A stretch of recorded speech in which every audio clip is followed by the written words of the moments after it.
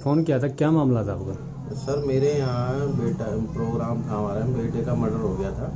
तो ये 10 तारीख की बात है और यहीं 100 मीटर की दूरी पे दूसरा जो बंदा जिनके यहाँ प्रोग्राम था, मेरा बेटा सुबह से ही वहाँ पे काम करवा रहा था, उनके यहाँ पे भी गया हुआ था और 1 बजे करीब वापसी भी आया था, कपड़े चेंज करके वहाँ गया था और मोहल्ले में डांस वगैरह भी उसने किया।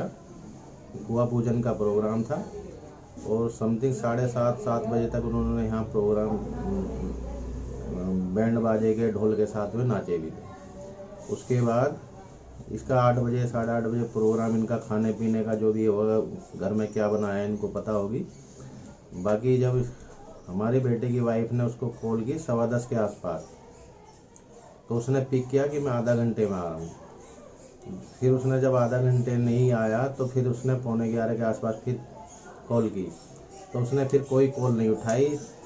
11:50 तक उसने कोई कॉल नहीं उठाई।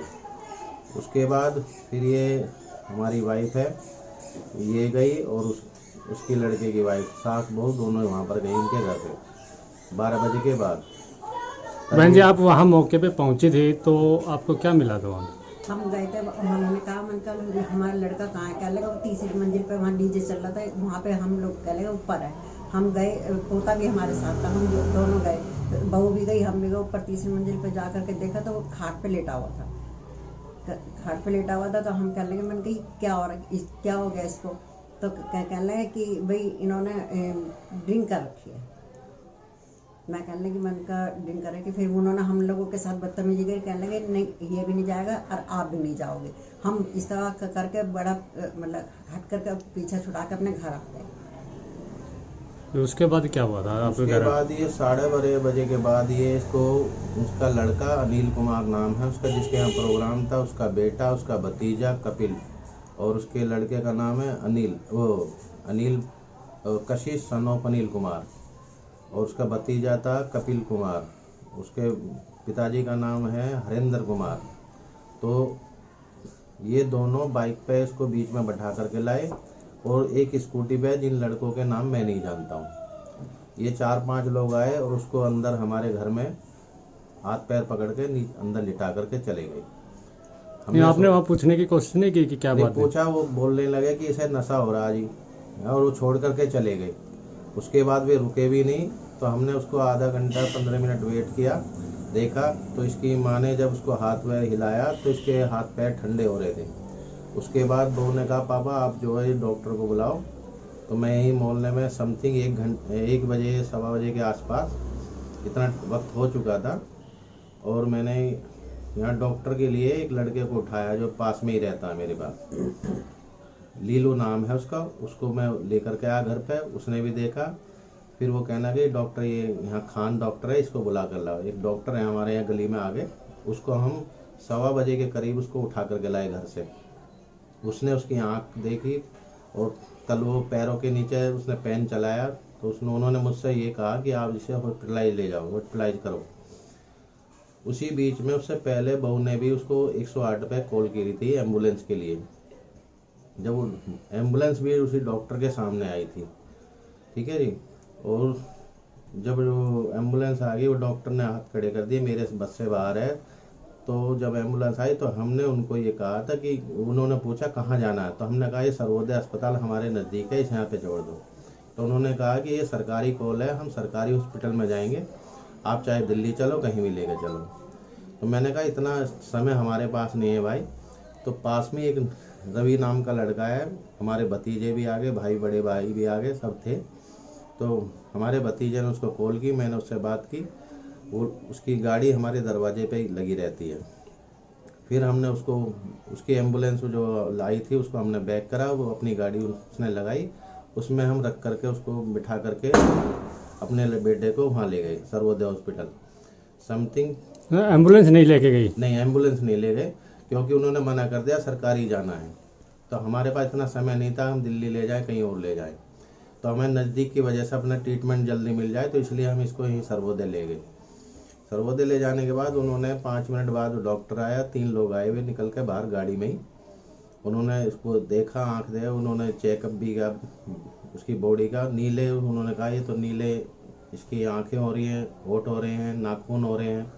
तो उन्होंने बताया जी ये 2.5 घंटे पहले मृत हो चुका है, कि डेथ हो चुकी है। तब मैंने उनसे ये पूछा भी ये ऐसा क्यों हुआ। उन्होंने कहा कि आपको ये जानकारी करनी है तो आप इसको MMG हॉस्पिटल ले जाओ। वहाँ से मैं करीब 2:15 बजे 2 बजे के बाद वहाँ से निकला, 2:15 के आसपास, और मैं MMG गया संजय नगर सेक्टर 23। वहाँ पर भी मैंने 10 मिनट दरवाजे पीटे। उसके बाद वहाँ डॉक्टर लोग निकल कर के आए बाहर, और वहाँ से उन्होंने कहा कि आप यहाँ किस लिए आए। मैंने कहा जी यहाँ पेशेंट है, इसे देखो। उन्होंने स्ट्रेचर लगवाई, मैं ही बल्कि स्ट्रेचर खींच कर लगाई। गाड़ी में से हमने वो लड़का अपना बेटा निकाला और उस पर लिटाया। उसके बाद हम इमरजेंसी में गए। इमरजेंसी में उन्होंने ऑक्सीजन चढ़ाया दिया उनको 10 मिनट के करीब बेटे को, और उसकी छाती को पुशिंग किया। जब उसमें कोई रिलीफ नहीं हुआ, कोई एक्टिवेट नहीं हुई उसकी बॉडी को, तो उन्होंने ये बोला कि 3 घंटे समथिंग इसमें हो गए, एक्सपायर हुए इसको। फिर हमने आपने कोई पुलिस FIR वगैरह करवाई? हाँ जी मैंने FIR, फिर मैंने 112 पे कॉल की रात को 3:12 पे, और मेरी वहाँ से मैडम ने जवाब सवाल किए, पूछा कि ये कैसे हुआ। मैंने कहा मैडम ऐसे मैं आया हूँ हॉस्पिटल में और मेरा बेटा प्रोग्राम में छोड़ करके गए थे। तो उन्होंने ये कहा कि सतीश जी आप टेंशन ना लीजिए, मैं आपके लिए सेवा के लिए पुलिस आ रही है। उन्होंने फ़ोन काटा था, 3 मिनट बाद ही PCR की गाड़ी वहाँ पहुँच गई। उन्होंने भी मेरे से बयान लिए, वही मैंने बयान जो मैं आपको दे रहा हूँ वही उनको दिए। फिर 2 मिनट बाद ही उन्हीं के सामने PCR के सामने दरोगा जी आए कवि नगर से, उनको भी मैंने ये बयान दिया। उन्होंने अपने सामने मोर्चरी में रखवाया। उसके 4 बजे उन्होंने कहा कि आप जो इसकी तहरीर दे दीजिए थाने में। मैं थाने में तहरीर 4 बजे लिखवाने गया। उसके बाद वहाँ कोई नहीं था, बस खाली एक मुंशी वगैरह 2-3 लोग बैठे थे। वहाँ से मैं 5 बजे निकला। फिर 5 बजे निकलने के बाद मैं संजय नगर MMG हॉस्पिटल आया। हमारे उन्होंने कहा कि जो इसका पंचनामा भरेगा वो चौकी मिलेंगे इंचार्ज जो है। फिर मैं वहाँ 8 बजे चौकी इंचार्ज से फ़ोन किया, तब नहीं आए थे। तो उन्होंने कहा आप सतीश जी हाँ 9 बजे करीब 1 घंटे बाद पहुँच जाओ। फिर हम 1 घंटे बाद वहाँ गए, पंचनामा भरा उसका बेटे का हमारे का। उसके बाद वो उसकी डेड बॉडी जो है यहाँ हिंडन पे भेज दी गई उन्होंने।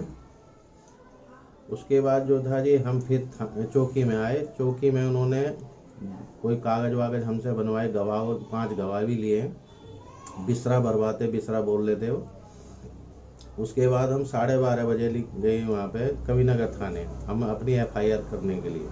जबकि हमने रात को ही वहाँ 11 की रात को दे दी थी। तो उन्होंने कहा आप यहाँ आओ या ना आओ, आपकी रिपोर्ट जो पोस्टमार्टम के लिए PM के लिए बनी है वो आपकी रिपोर्ट लिखी जाएगी। तो हम अपने बेटे के पोस्टमार्टम के चक्कर में लग गए। फिर 4:30 बजे हमें जो है उसकी डेड बॉडी मिली। उसके बाद हम शाम तक 7:30 बज गए हमें अजल मजल करने के लिए। हम उसके बाद अगले दिन वहाँ कवि नगर तहरीर में गए। 12 तारीख को मुझे उसकी FIR की कॉपी मिली, नामजद रिपोर्ट है। आज तक ना SO साहब के मुझे दर्शन हुए और मैं चक्कर काट रहा हूँ, और ना कोई मुझे इंसाफ मिल रहा है मेरे बेटे का। ऐसा क्यों किया इन लोगों ने? आप पुलिस कार्रवाई से संतुष्ट नहीं है? नहीं, मैं संतुष्ट तो नहीं आप उच्च अधिकारियों से मिलोगे? 12 या 13 तारीख को 12 तारीख की रात को एक IO इन्होंने नियुक्त किया था, वो मेरे घर पे आए, मेरी वो लेकर के गए बयान कैसे हुआ गया। तो मैंने नहीं, थाने की कार्रवाई से अगर आप संतुष्ट नहीं है तो आप कहीं ना कहीं किसी उच्च अधिकारी से मिलोगे? हाँ जी, मैं उच्च अधिकारी से SP कप्तान साहब से मिला शनिवार के 12:30 का समथिंग टाइम था। तो मैंने अपनी रिपोर्ट भी लगाई, उनको दी। फिर मैंने साहब ऐसे मेरे साथ हुआ है और ये कार्रवाई नहीं कर रहे हैं। तो उन्होंने अपने PRO से उसको दरोगा को नंबर लगाया, उनसे उन्होंने बात की, पूछा कि भाई इस केस में, विकास के केस में कार्रवाई क्यों नहीं हो रही है। तो उन्होंने कहा अभी इन्वेस्टिगेशन चल रहा है, दरोगा ने जो कवि नगर थाने का SO है। तो कप्तान साहब ने बोला कितने दिन इन्वेस्टिगेशन चलेगी आपकी? तो कहना फिर वो बोलता है कि साहब इसमें बिसरा की रिपोर्ट गई है, वो नहीं आई है। 10 दिन में तो मेरे को मेडिकल उसकी जो पोस्टमार्टम की रिपोर्ट दी थी इन्होंने, चक्कर काटते काटते है जी। फिर मैं परसों मंडे को फिर मैं इनके यहाँ गया कवि नगर SO के पास। तो वो छुट्टे ये बोलते हैं कि आप तो बड़े अधिकारी के हमारे के पास गए हैं, तो आप वहाँ से काम करा लो।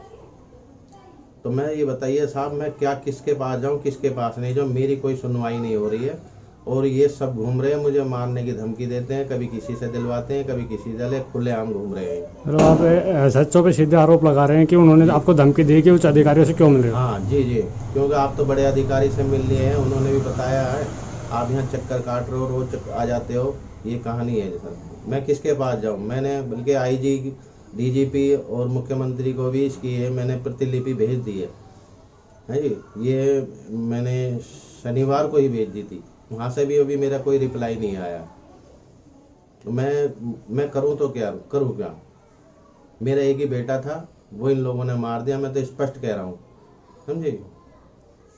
मतलब और ये पुलिस वाले हैं, ये कोई सुनवाई नहीं करते हैं। कभी कह देते हैं बिसरा रिपोर्ट आएगी, कभी जब नामदर्ज रिपोर्ट है और मैंने नामदर्ज रिपोर्ट करा के जिसके यहाँ प्रोग्राम है हुआ है, उसके यहाँ मरा डेड बॉडी को मेरे घर पर छोड़ के जाते हैं और उसको बाद भी ये कह रहे हैं कि ये इस तरह से नहीं हुआ।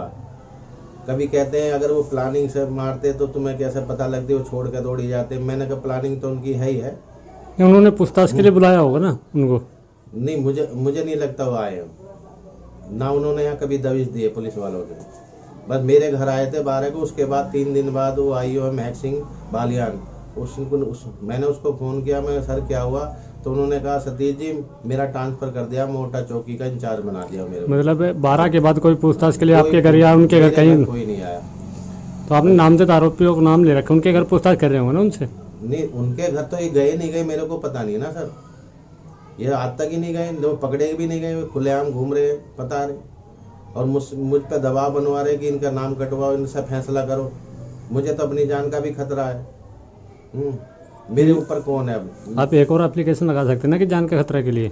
हाँ तो सर मैं लगाऊंगा उसको, मैंने हालांकि दिए उनको, थाने में भी दिए, एसएसपी साहब को भी दिए, उसमें सब लिख दिया है मैंने और मैं अब अलग से एक बना करके दे दूंगा। मैं चाहता हूँ कि सर मेरे बेटे का इंसाफ मिले, इन जो अपराधी हैं इनको दंड मिले, इनको पुलिस पकड़े, अरेस्ट करे, समझे। और मैं भागता हूँ, रोज दौड़ता हूँ थाने में, मेरी कोई सुनवाई नहीं होती है। कप्तान साहब के यहाँ, सीओ सिटी के यहाँ मैं रोज जाता हूँ, कोई नहीं हो, ना मेरा कोई साथ दे रहा है। साथ क्या, ये सब आदमी है, सब डरे हुए हैं इनके, ये भाई इस तरह के लोग हैं, हमारे साथ ना हो जाए कोई हादसा। नहीं आप करें इस तरह के लोग, मतलब इसका क्या मतलब बनता है? जैसा मेरा बेटा मार दिया है, सब आदमी डरता है कि गवाही देने में, ये कुछ करने में आदमी सब हट जाता है पीछे, मैं अकेला क्या करूँ? ठीक।